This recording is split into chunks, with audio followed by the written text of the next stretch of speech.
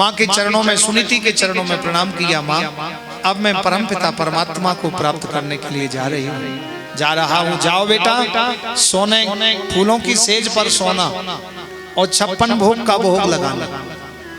ध्रुव जी बोले, माँ जंगल में फूलों की सेज कहाँ मिलेगी?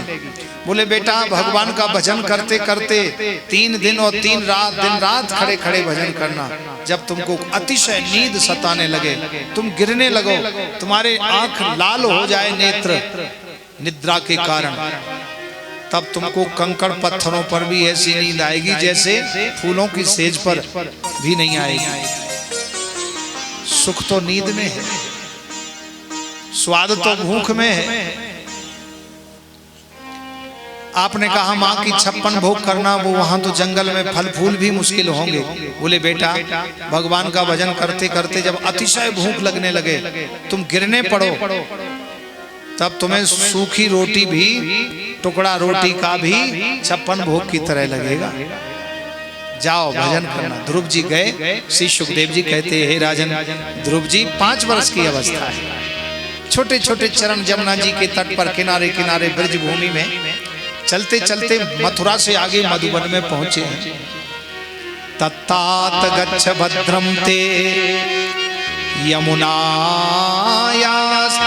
शुचिः पुण्यं मधोर्वनं यत्र सानिध्यं नित्यदा हरे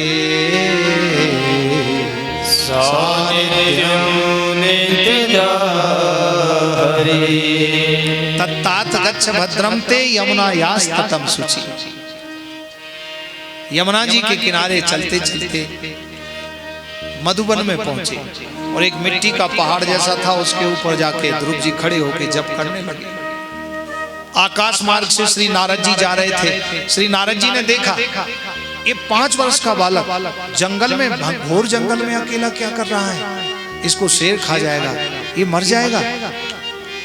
भज नारायण भज नारायण भज नारायण भज नारायण भज नारायण भज नारायण भज नारायण भज नारायण भज नारायण का नाम रे, नारायण का नाम रे, नारायण के नाम बिना नहीं आता कोई काम रे, नारायण के नाम बिना नहीं आता कोई काम रे। भज नारायण भज नारायण भज नारायण भज नारायण।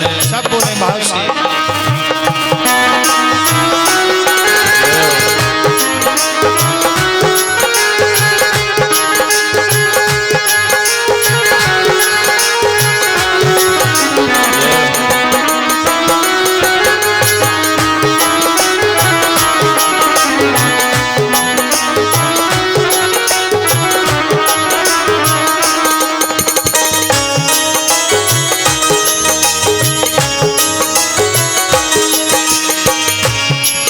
क्या होगा कोई ना जाने, कल क्या होगा कोई न जाने, क्या जानेंगे लोग सयाने, क्या जाने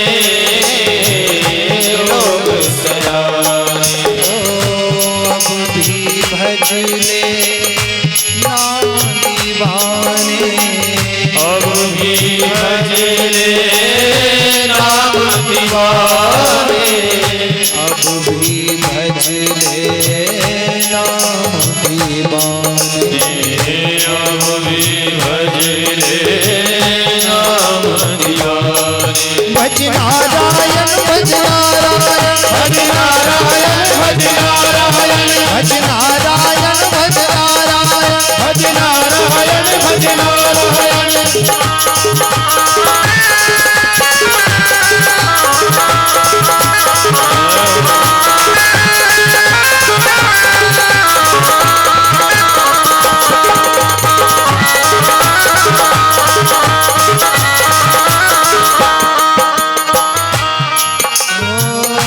नमो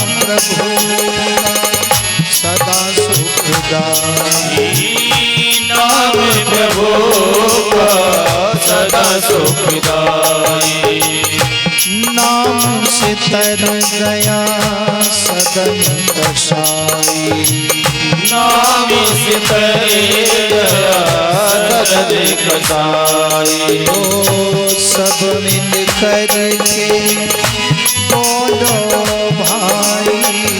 सब मिल कर के बोलो भाई। नाम प्रभु का सदा सुखदाई।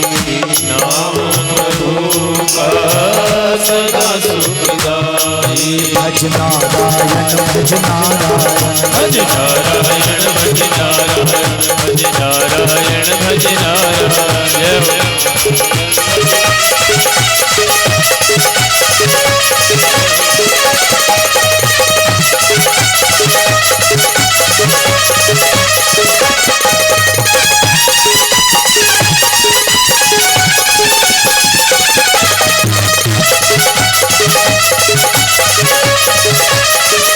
बोलिए नारायण भगवान की जय जय श्री राधे जय जय श्री राधे। भगवान नारायण का कीर्तन करते हुए श्री नारद जी वहां प्रकट हुए। ध्रुव जी के सम्मुख प्रकट हुए। श्री ध्रुव जी से पूछा, बेटा क्या कर रहे हो? बोले परम पिता परमात्मा को प्राप्त करने के लिए तप कर रहा। नारद जी को बड़ी प्रसन्नता हुई, लेकिन हंसे। ये छोटा सा बालक भगवान को कैसे प्राप्त करेगा?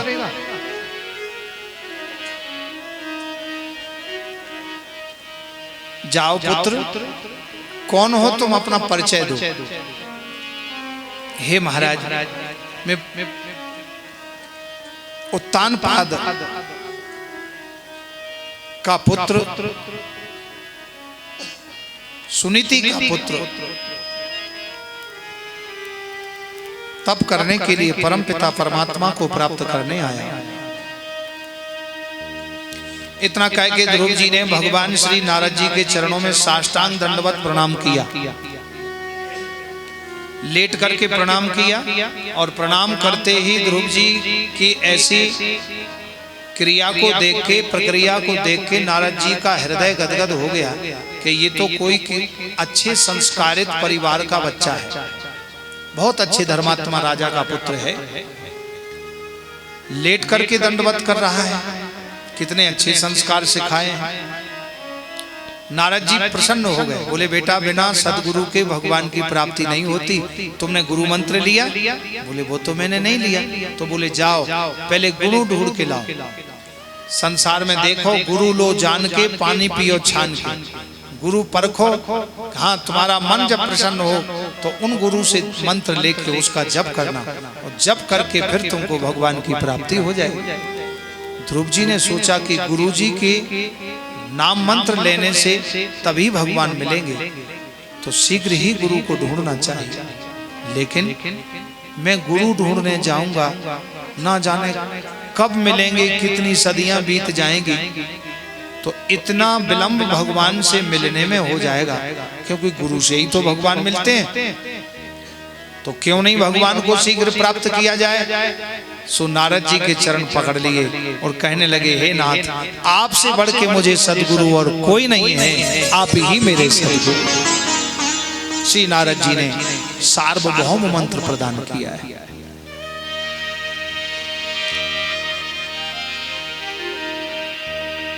ध्रुव जी से कहा, बेटा तुलसी की कंठी माला उनके कंठ में धारण कराई, चंदन लगाया और कहा कि हे पुत्र, मैं तुमको वो मंत्र दूंगा कि जिस मंत्र को जप के तुमको भगवान की प्राप्ति शीघ्र हो जाएगी। तुम जप करना। जप्यस्य परमो गुह्यः श्रूयता मे नृपात्मजः यं सप्तरात्रं प्रपठन् पुमान् पश्यति खेचरान् यम सप्तरात्रं प्रपठन् पुमान् पश्यति खेचरा जप्यश्च परमो गुह्यः श्रूयतां मे नृपात्मजा यम सप्तरात्रं प्रपठन् पुमान् पश्यति खेचरा पुमान् पश्यति खेचरा।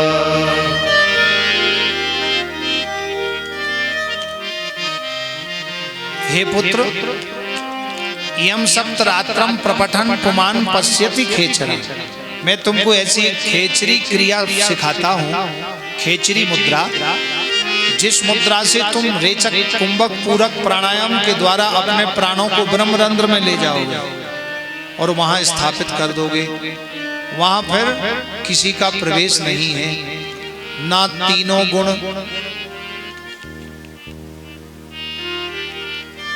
ना ही वहां किसी शब्द का विषय है, केवल वहां परब्रह्म परमात्मा का ही रूप का दर्शन है। उस ब्रह्मलोक में तुम चले जाओगे। इसलिए यम सप्तरात्रं प्रपठन् पुमान् पश्यति खेचरा जप्यश्च परमो गुह्यः श्रूयतां मे नृपात्मजः। हे नृपात्मज, हे राजा के पुत्र, मैं तुमको गुह्य माने गोपनीय ऐसा मंत्र देता हूं। सार्वभौम मंत्र श्री नारद जी ने श्री ध्रुव जी को दिया है। ओम नमो भगवते वासुदेवाय। ओम नमो भगवते वासुदेवाय। वासुदेवाय नंद नंदनाय। वासुदेवाय नंद नंदनाय। ओम नमो भगवते वासुदेवाय। ओम नमो भगवते वासुदेवाय। सब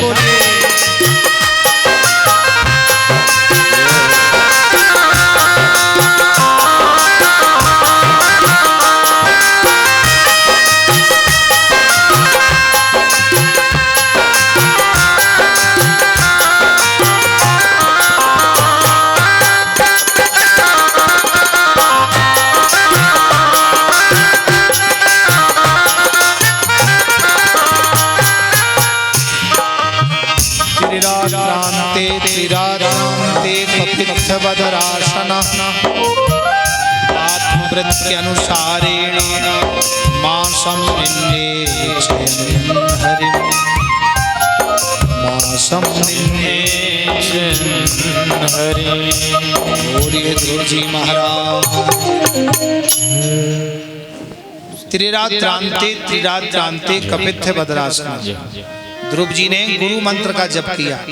श्री नारद जी ने उनको परम सार्वभौम मंत्र प्रदान किया, 12 अक्षर मंत्र प्रदान किया है। 3-3 दिन के फैसले से ध्रुव जी ने कपित्थवदरासन कैंत का फल ग्रहण करके और तपस्या करी। दूसरे महीने में कैंत का फल छोड़ दिया, सूखे पत्ते पानी में पीस के ग्रहण किए 6-6 दिन के फैसले से। तीसरे महीने में पत्तों को छोड़ के जल पिया 12 दिन के फैसले से। एक दिन जल पिया और 12 दिन कुछ नहीं लिया। चौथे महीने में जल को भी छोड़ दिया, वायु भक्षण किया। 5वें महीने में अपने प्राणों को ब्रह्मरंध्र में स्थापित कर दिया। दाएं पैर के अंगुष्ठ पर खड़े होकर के और भगवान का जप कर रहे हैं, गुरु मंत्र का जप कर रहे हैं।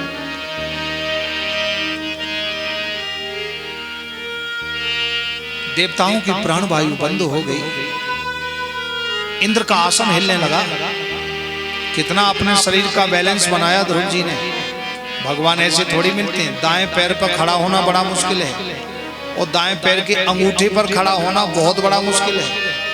कितना बैलेंस बनाया होगा शरीर का। सूख गया शरीर।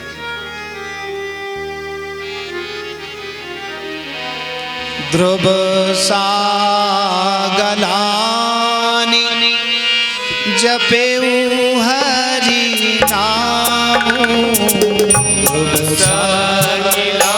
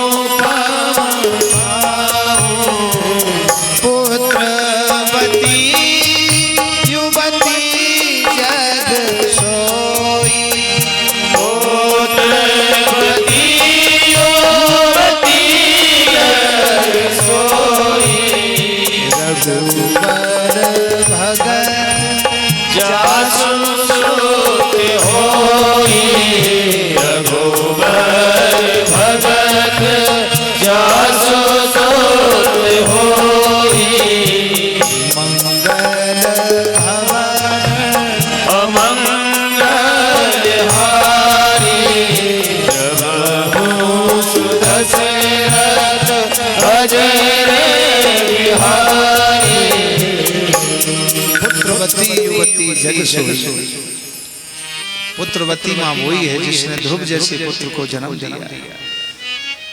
ध्रुव सागलानी जपे हरि नाम, ध्रुव सागलानी जपे हरि नाम, आए अचल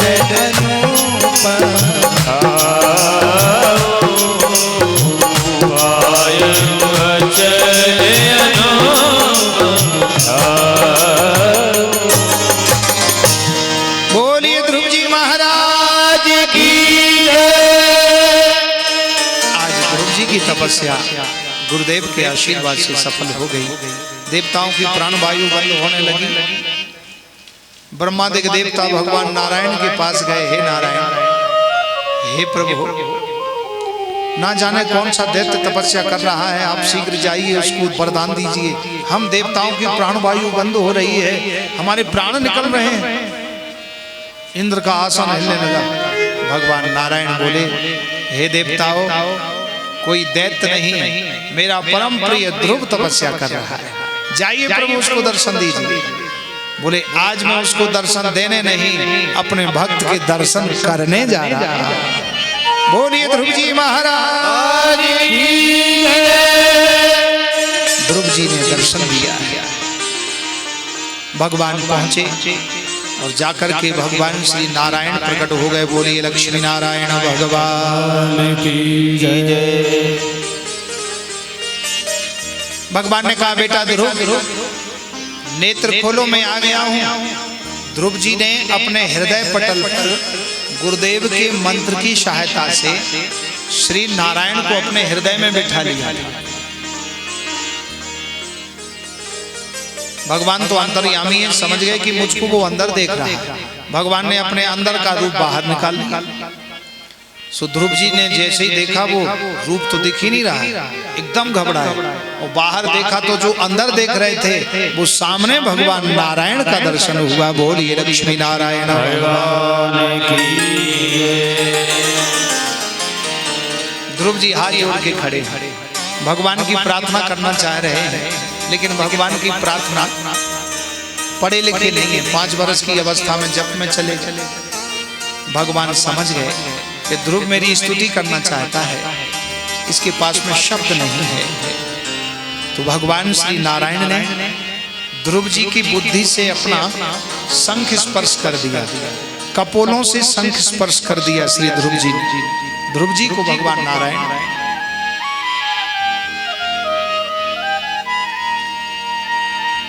ध्रुव जी ने जैसे ही भगवान श्री नारायण के उस दिव्य शंख को स्पर्श किया है,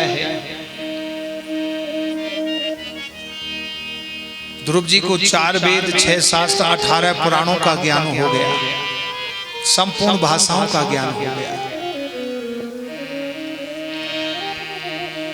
अब तो ध्रुव जी ने प्रार्थना की है,